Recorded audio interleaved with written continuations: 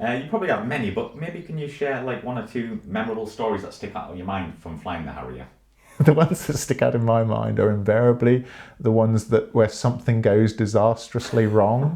Right. So for example, I remember being in the Sea Harrier when the ship just simply wasn't where it said it was going to be, and we set off to.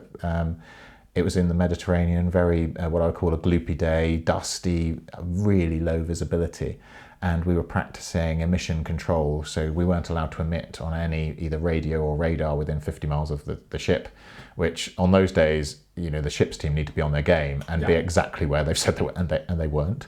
And that's an absolute heart stopper. Just genuinely flying around in the med, thinking we didn't have much fuel. We had enough to find get back to the ship, fly one circuit, land.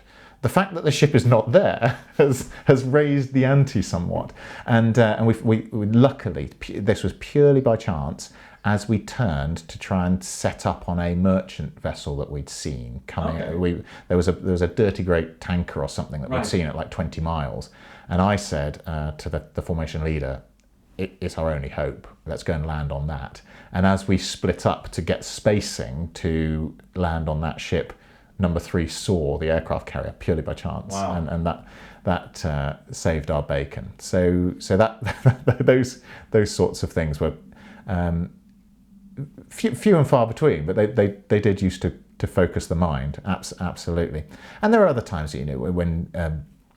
when the deck was absolutely dancing and you just need to nail your scan on your instruments. Those ones stick in the mind as well, where there's people trying to help. So, for example, the landing signals officer saying, "Just settle down." And you go, "I'm trying, I'm trying my hardest." Yeah. This is. I'm not deliberately trying to follow the deck, but there's something. There's something about a moving deck that seems to have a link through witchcraft to your hands, and it just makes them follow them. Right. So those were always sort of quite high octane, if you like.